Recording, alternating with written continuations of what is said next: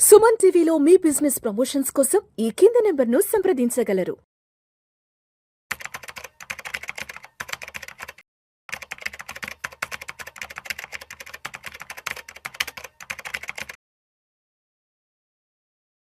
నమస్తే విజయ్ కుమార్ గారు. నమస్తే సార్. విజయ్ కుమార్ గారు, ఇప్పుడే ఒక న్యూస్ వచ్చింది. ఒక అతను స్టాక్ మార్కెట్లో పెట్టుబడులు పెట్టి దాదాపు 36 లక్షల రూపాయలు నష్టపోయి తను బలవన్మరణానికి పాల్పడ్డాడంట. ఒక్కసారి అసలు ఆ వార్త ఏంటో చూద్దాం. నిజంగా మనసుని చాలా కలిసివేసింది ఇట్లాంటి వార్తలు చూస్తుంటేను.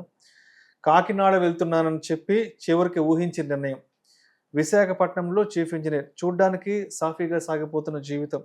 బుధవారం తెల్లవారుజామున కాకినాడ వెళ్తున్నానని ఇంట్లో చెప్పి బయలుదేరారు. కానీ కాసేపటికే భార్య ఫోన్కు వచ్చిన ఒక మెసేజ్ వారి జీవితాన్ని తలకిందులు చేసింది. పాప జాగ్రత్త అంటూ వచ్చిన ఆ సందేశం వెనుక ఉన్న అసలు కారణం ఏంటి అని చూడగా స్టాక్ మార్కెట్లో పెట్టుబడులు పెట్టి దాదాపు 36 లక్షలు నష్టపోయాను. సో ఈ నష్టాల నుంచి నేను బయటపడలేకపోతున్నాను, ఈ నష్టాలను జీర్ణించుకోలేకపోతున్నాను అంటూ కూడా తను ఒక మెసేజ్ పంపించిన తర్వాత తను బలవన్మరణానికి పాల్పడ్డాడు నిజంగా. సో విజయ్, అంటే ముఖ్యంగా ఈ స్టాక్ మార్కెట్లో పెట్టుబడులు పెట్టి నష్టపోవడానికి అంటే ముఖ్యంగా ఎటువంటి కారణాలు దీని వెనక ఉన్నాయంటారు? అదేవిధంగా స్టాక్ మార్కెట్లో పెట్టుబడులు పెట్టాలి అంటే మనం అంటే సైకాలజీ పరంగా సైకలాజికల్గా ఎటువంటి మైండ్ సెట్ ఉంటేనే మనం స్టాక్ మార్కెట్లోకి రావాలి అని చెప్తారు అసలు మీరైతే? మీరు అన్నట్లు కోవిడ్ తర్వాత ఎవరైతే కోవిడ్లో రెస్ట్ తీసుకొని ఇంట్లో నుంచి వర్క్ చేయొచ్చు అనేది అప్పటికైతే అర్థమైందో, అప్పుడు ఏదో ఒకటి చేయాలి, నేను నా వర్క్ కాకుండా సెకండ్ ఆర్ ఆల్టర్నేట్ ఇన్కమ్ ఒకటి ఉండాలి అని చెప్పి huge number of people are in to the market sir. ఆ ఫాల్లో ఏమైంది, ఎస్బీఐ 190 నుంచి 250 అవ్వడం, అసలు లక్షల కోట్లు పెరుగుతుంది, ఆ సంపద ఈ సంపద అని చెప్పి స్టాక్ మార్కెట్లో ఒక బూమింగ్ ఫేజ్ ఒక 3 years అయితే రన్ అయింది సార్. బూమింగ్ ఫేజ్లో రన్ అయినా కానీ ఈవెన్ ఆ టైంలో కూడా మీరు చూసుకుంటే కోవిడ్ తర్వాత మార్కెట్లో కొన్ని 100 పాయింట్లు పెరిగినా ఆ టైంలోనూ ఈ సూసైడల్ న్యూస్ వస్తున్నాయి. మొన్నటి వరకు మార్కెట్లు పెరుగుతూనే ఉన్నాయి సార్. బిఫోర్ ట్రంప్ ఎలక్షన్ దాకా మార్కెట్లు 1 వేలో పెరుగుతూనే ఉన్నాయి. One day and another day మార్కెట్లు పెరుగుతూనే ఉన్నాయి. బట్ ఈ లాస్ అయ్యే వాళ్ళు 36 lakhs లాస్ అయ్యారని చెప్పి ఏదో అన్నారు కదా మీరు. ₹1 కోటి కూడా పోగొట్టుకున్నాను, ₹1 కోటి అందరే పోతాయి సార్. ఈవెన్ నేను ట్రేడ్ చేసినా డబ్బులు పోతాయి. స్టాక్ మార్కెట్లోనే కాదు, ఎక్కడైనా సరే మన ఇన్వెస్ట్మెంట్ అనేది కొద్ది గొప్ప రిస్క్లోనే ఉంటుంది. That is called a business. నేను డ్యూటీకి వెళ్తే మాత్రమే నా డబ్బులు పోవు, నా శాలరీ నాకు వస్తుంది. ఇన్ ఎనీ బిజినెస్ డబ్బులు పోతాయి సార్.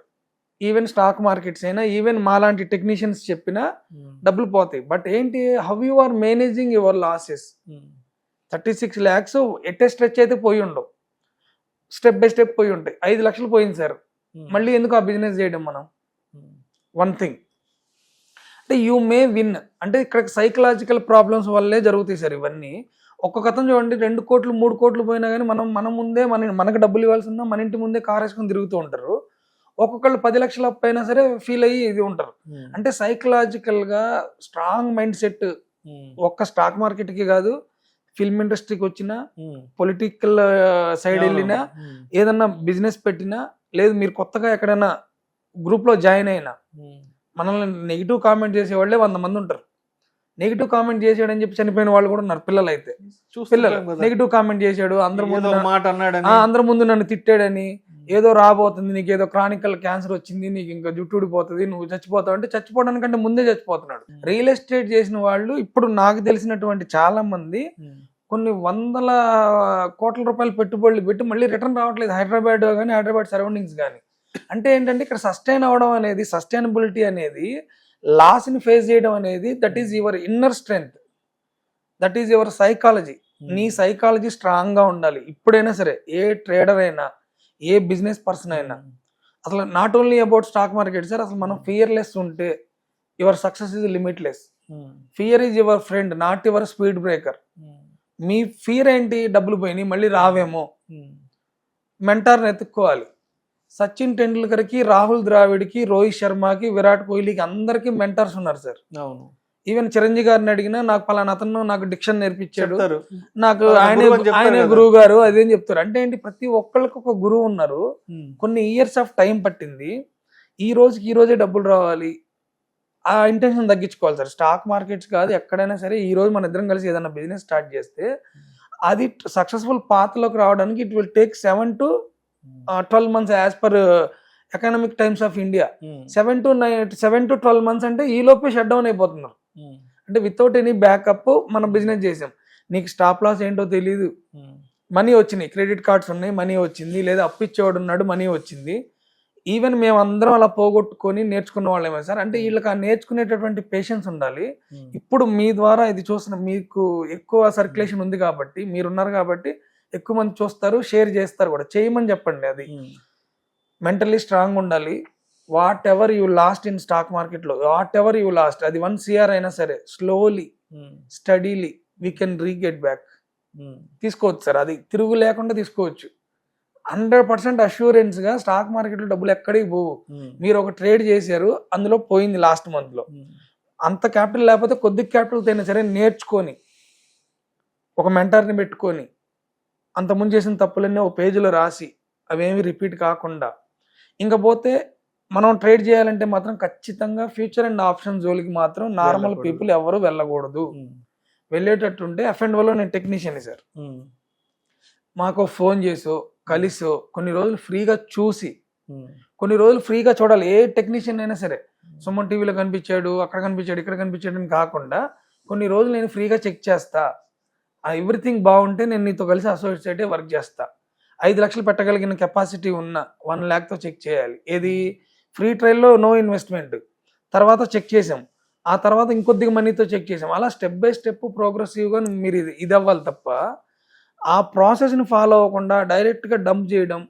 ఎక్కడో నార్త్ ఇండియా నుంచి వచ్చిన కాల్స్, ఇప్పుడు మనం ఏపీ తెలంగాణలో కూడా చాలా మంది మంచి మంచి టెక్నీషియన్స్ ఉన్నారు సార్. కానీ ఇప్పటికీ మన తెలుగు వాళ్ళకి ఏంటంటే ఎక్కడి నుంచో కాల్ వచ్చి 50,000 డబల్ అయిపోతుంది, లేదంటే నీ పోయిన లాస్ అంతా నేను రికవరీ చేసేస్తా. లాస్ అంతా ఎప్పటికీ రికవర్ అవ్వదు సార్. ఇప్పటికీ స్టిల్ మా క్లయింట్లకు కూడా మేమేం చెప్తాం, ఏదైనా లాస్ అయితే sir it will take time. మనం బిజినెస్ పెట్టాం కదా, ఓ 30% పోయింది అనుకోండి.